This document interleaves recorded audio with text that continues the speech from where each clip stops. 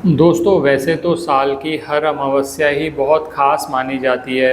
अगर आपको कोई पितृ ऋण बन रहा है, पितृदोष किसी ने कह दिया, काल सर्प दोष कह दिया, या बनते बनते काम बिगड़ जाते हैं, तो हम कहते हैं कि अमावस्या तिथि पर उपाय जरूर किया करो, साथ में जो दान बनता है वो ज़रूर करें। अब साल में एक ऐसी अमावस्या आती है जिसको बहुत ही खास माना जाता है, जो कहा जाता है कि अगर इस दिन अगर आप पितृ ऋण के लिए कोई उपाय करते हैं तो उसके लाभ आपको कई गुना मिलते हैं। ये भाद्रपद मास में जो अमावस्या आती है, जिसको कुशग्रहणी अमावस्या या पिठोरी अमावस्या कहा जाता है, और इस बार क्या हुआ है कि शनिवार वाले दिन ये अमावस्या आ रही है। और शनिवार वाले दिन जब भी अमावस्या मनाई जाती है तो उसे शनि अमावस्या कहते हैं। तो अब आप समझ ही सकते हैं, पितरों के निमित्त उपाय करना हो, या शनि की साढ़े साती चल रही है, शनि की ढैया चल रही है, शनि की दशा चल रही है, शनि की दशा अच्छी नहीं चल रही अगर आपको किसी भी स्थिति में, तो ये दिन आपके लिए बहुत ख़ास है। आज मैं इस वीडियो में एक उपाय आपके लिए लेकर आया हूँ जो 3 स्टेप्स में किया जाता है। मैं आपसे वो उपाय डिटेल में बात करूँगा। बहुत छोटा सा उपाय ही है, लेकिन अगर आपने इस दिन कर लिया, आपको 23 अगस्त को इस बार मनाई जाएगी, शनिवार है उस दिन। मैं पंचांग की भी बात करूँगा, जो लोग पंचांग की जानकारी रखते हैं कि कौन सी तिथि पर हम किस तरह से निर्धारित कर रहे हैं कि 23 को मनाया जाए। आप अगर आपने ये उपाय कर लिए तो पितृ ऋण से मुक्ति का मार्ग प्रशस्त होता है। बहुत सारे लोग कहते हैं सर काल सर्प के लिए हम तो ज्योतिर्लिंगों पर भी पूजा कराए लेकिन फ़ायदा नहीं हुआ। तो अगर आप हर महीने की अमावस्या पर जो वीडियोस हम शेयर करते हैं उसके हिसाब से उपाय करेंगे तो लाभ रहेगा ही रहेगा। प्लस ये मौका तो अपने हाथ से किसी केस में मत जाने दीजिए। ये वीडियो शेयर कर रहा हूँ जो कि शनि अमावस्या पर स्पेसिफिकली डेडिकेटेड उपाय हैं पितृ ऋण से संबंधित। और भी बहुत सारी लोगों को समस्याएं होती हैं। शॉर्ट्स हम वीडियोस डालते रहेंगे, आप हमारे चैनल पर बने रहें। आज बात करता हूँ ये उपाय किस तरह से करना है। मैं विकास मल्होत्रा स्वागत करता हूँ आपका लाल किताब एस्ट्रो सेंटर चैनल पर।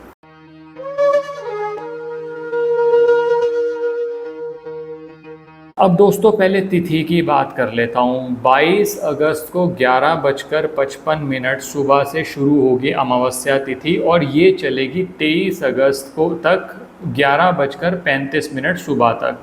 अब दोस्तों उदया तिथि के हिसाब से 23 अगस्त को अमावस्या मनाना सबसे ज़्यादा खास रहेगा और सबसे बढ़िया रहेगा। और वैसे भी दोस्तों शनि अमावस्या वाले दिन तो ये कहा जाता है कि इस दिन तो उपाय आपने चूकने ही नहीं है। कोई ना कोई दान, शनि देव को प्रसन्न कर लिया आपने तो नौकरी व्यापार, क्योंकि सबसे बड़ी समस्या जो होती है ना 70-80% लोगों की, वो नौकरी व्यापार से संबंधित होती है।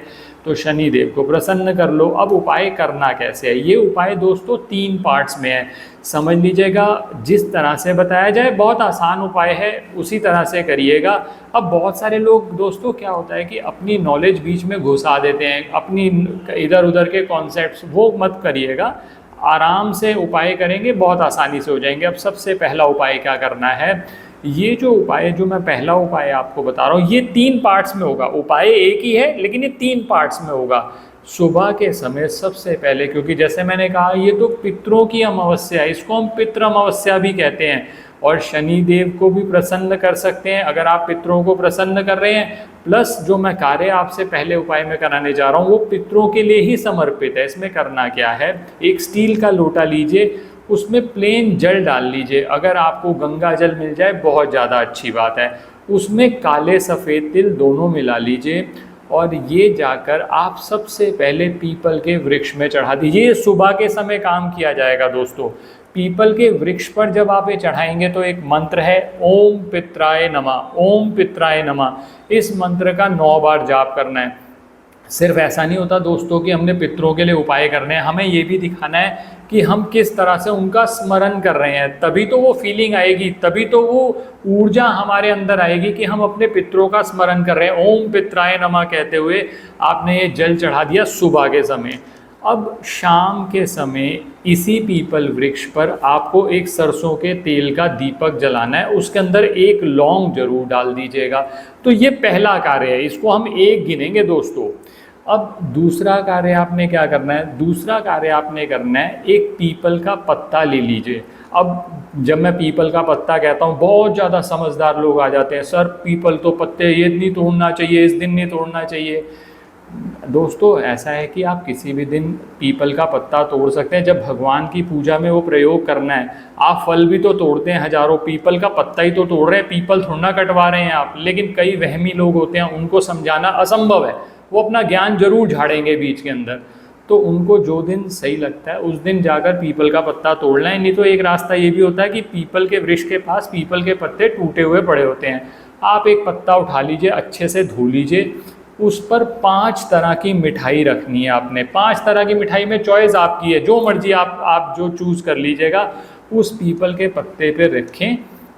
शनिदेव के मंदिर में जाकर, जहाँ शनिदेव की कोई प्रतिमा हो, नहीं तो शनिदेव की फ़ोटो हो, शनिदेव का स्मरण करते हुए भी, अगर शनिदेव का मंदिर ना मिले तो भैरव मंदिर में भी जा सकते हैं आप। ये जो 5 तरह की मिठाई ले गए हैं, ये वहीं चढ़ा के आ जाइएगा, पीपल का पत्ता भी वहीं छोड़ के आ जाएंगे। तो ये आपने किया दूसरा कार्य दोस्तों। अब तीसरा कार्य क्या करना है? अब शनिदेव का वाहन माना जाता है कौवा। तो अगर आपको आसपास कौवे की उपलब्धता है, आपके आसपास, घर के आसपास कौवे मिलते हैं, तो आप ये उपाय कर लीजिएगा।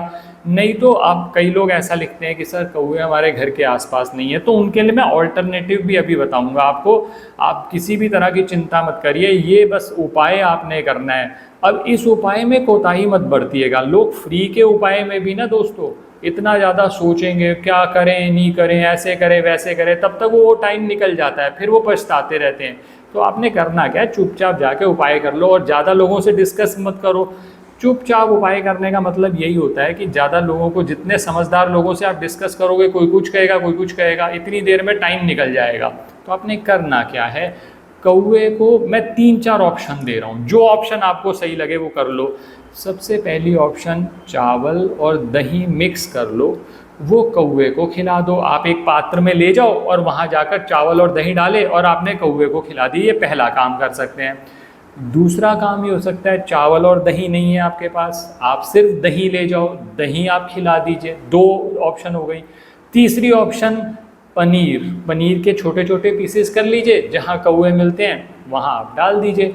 अब कई लोग इसमें भी वहम करते हैं, सर मैंने कौवे के लिए डाला, कोई और पक्षी खा गया। तो भाई आपने तो अपनी तरफ से कर्म कर लिया ना, आप क्यों वहमी बनते हैं? वहम का कोई इलाज नहीं है दोस्तों। 50 मैं वीडियो बना लूँ आपके लिए, आप वहम, क्योंकि आपने कहा कि कोई और खा गया, भाई आपने तो अपना कर्म कर लिया ना, कोई और खा गया उसकी किस्मत।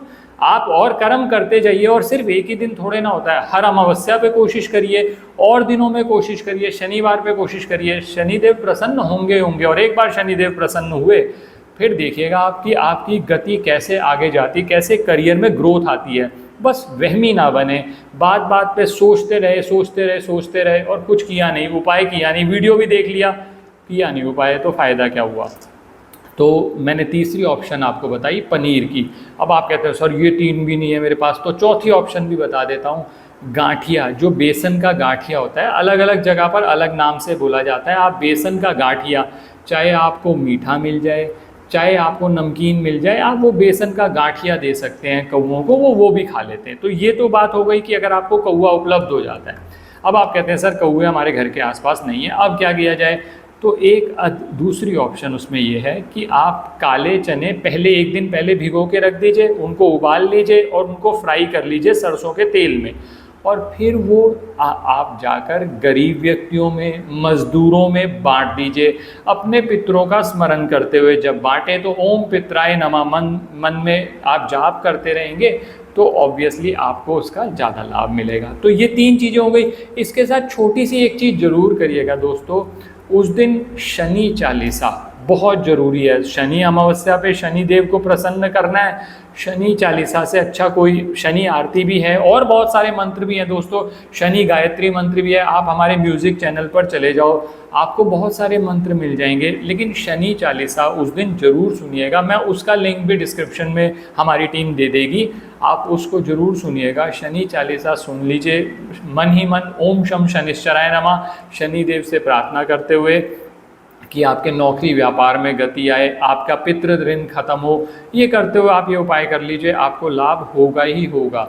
तो ये दोस्तों मैंने आपको 3 प्रोसेस बताए, उस एक उपाय के 3 प्रोसेस हैं, आप इनमें से तीनों के तीनों फॉलो करिए, तभी आपको इस उपाय का सबसे ज़्यादा लाभ मिलेगा।